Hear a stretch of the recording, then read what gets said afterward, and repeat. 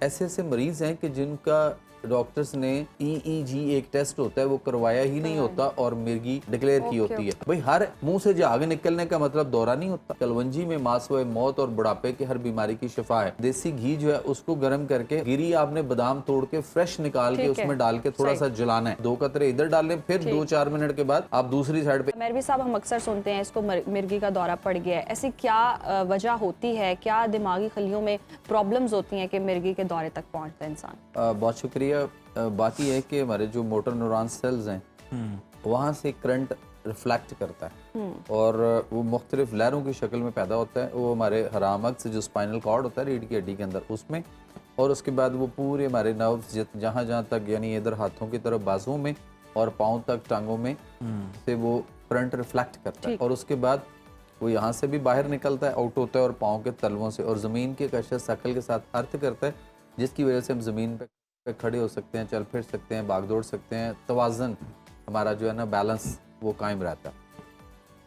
उसमें जब भी कोई प्रॉब्लम होती है, और इसकी बहुत बड़ी वजह जो हमारे यहाँ इस वक्त बड़ी स्पीड अप हो चुकी हुई है वो है एसिडिटी, तेज़ाबियत। इसका इफेक्ट वहाँ पे जब होता है तो इसी की वजह से पार्किंसन हो रहा है, राशा जिसको कहते थे, इसी की वजह से हमारे यहाँ ये इम्बैलेंसमेंट जो होती है वहाँ पे, जिसकी वजह से मिर्गी के दौरे भी आ सकते हैं।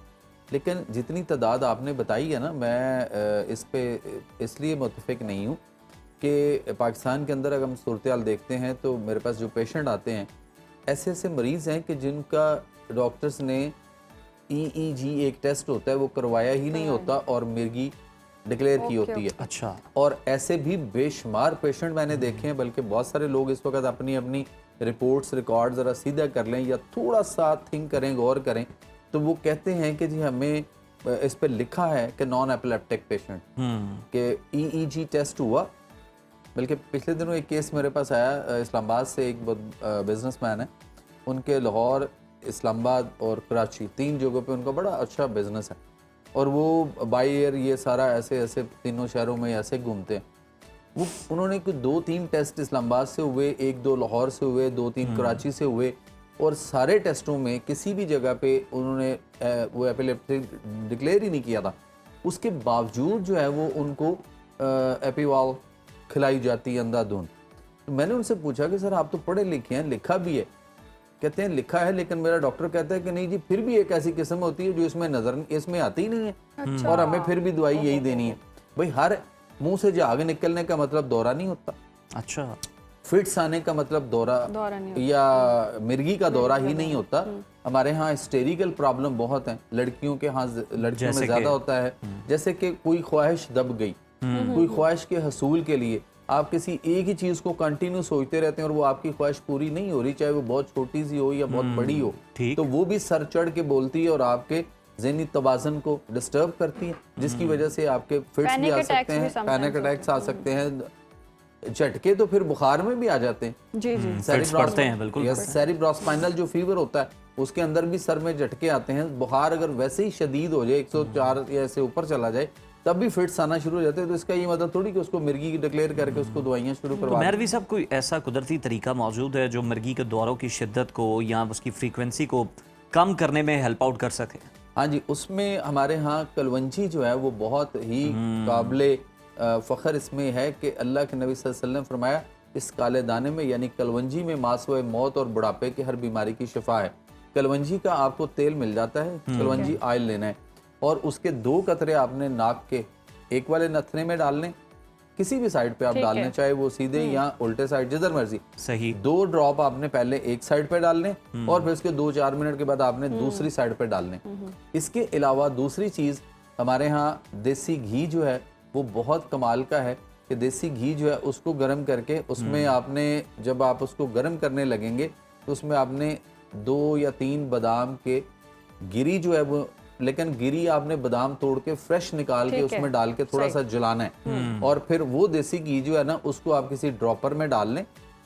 जब वो नॉर्मल हो जाए तो ड्रॉपर में डाल के आप 2 कतरे इधर डाल लें, फिर 2-4 मिनट के बाद आप दूसरी साइड पे एक ही दम में दोनों नथनों में फौरी नहीं डाल देना, एक में डालें, पहले 2 मिनट इंतजार करें, 2-3 मिनट, उसके बाद फिर दूसरे में डालें ताकि आपका एयर पैसेज जो है ना वो जरा ठीक हो जाए।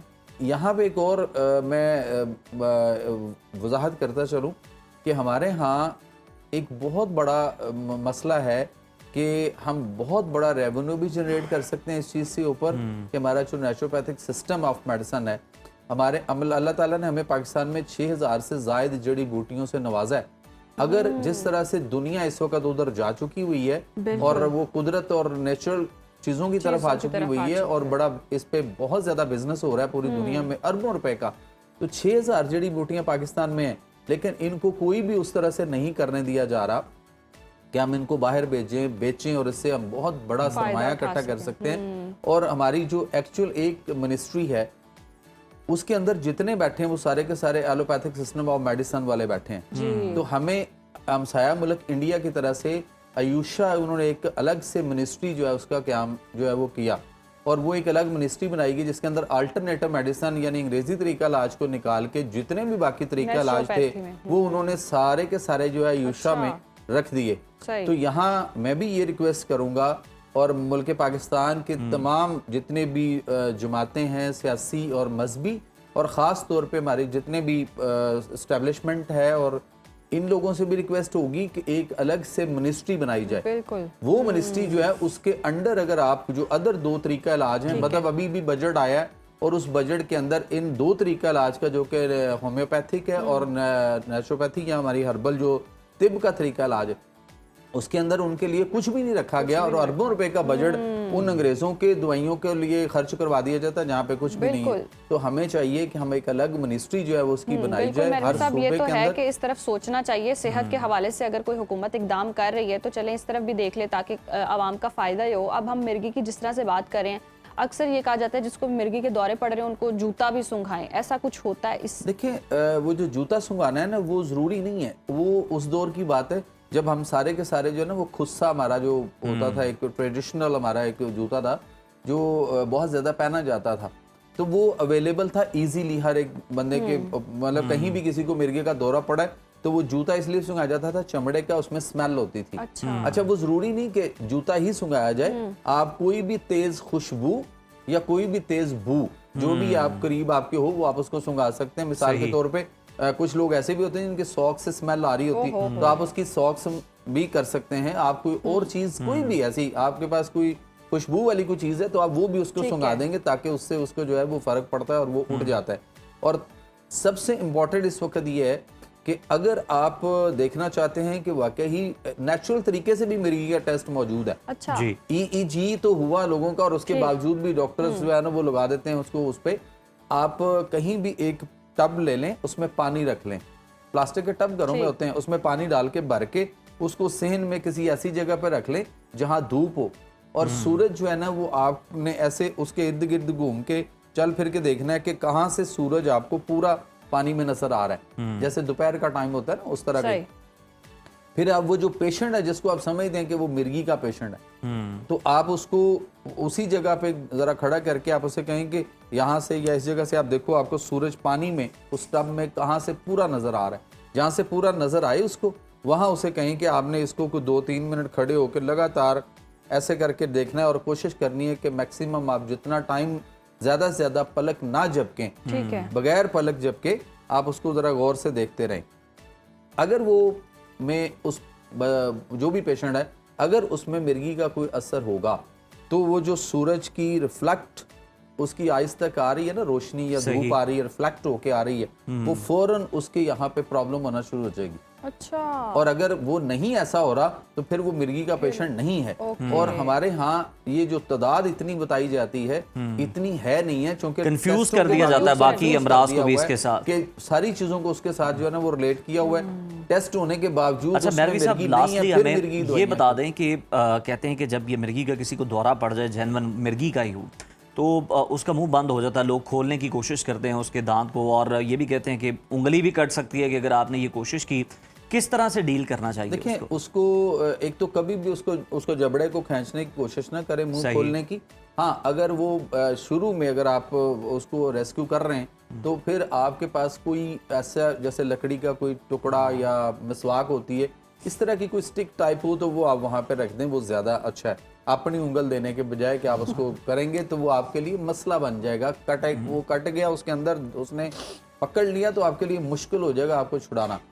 दूसरी बात ये है कि आप उसको उसका नाक पकड़ के ना जोर से दबाए रखें, अच्छा ठीक है। तो अंदर जो आपके फेफड़ों में हवा बनेगी ना, सांस जो अंदर गया हुआ है उसने बाहर आना है। जब वो बाहर नहीं आ रहा तो एकदम वो प्रेशर मारेगा तो आपका और मुंह खुल अगर ना सकता है खोले बगैर मेहरवी साहब, खाने वो से। मुंह तो उसकी डेथ कुछ भी नहीं, ऐसे नहीं होता वो। ठीक। आपने भी तो कौन सा लंबा दबाए रखना है ना, ठीक, थोड़ी देर के ओके। लिए दबाना है और उसके बाद सही। छोड़ देना है। अगर वो नहीं आ रहा छोड़ दे, दोबारा हवा और भरने दे और उसके बाद फिर उस तरह ठीक। से करने। सही। तो ये दो चीजें जो है ना वो ज्यादा बेहतर हैं। और उसके बाद जैसे कोई खुशबू या तेज बू, आप जरूरी वो नहीं उसको- जूते भाई आप हाँ, नहीं, पहले तो नहीं, जूता बंद होता था खुसा और वो होता भी हाँ, लेदर होता का भी ऐसा लेदर था। का अब खुले जूते हैं। अब आप खुले क्या जूते। करें, बेहतर यही है कि जनाब खुशबू सुंघाएं, लेकिन अगर कोई और भी बू वाली भी चीज है तो यकीनन उसकी जिंदगी जो है वो बचाना अहम है। बचाना बहुत अहम है, शुक्रिया बिल्कुल। मेहरवी साहब आपके वक्त का।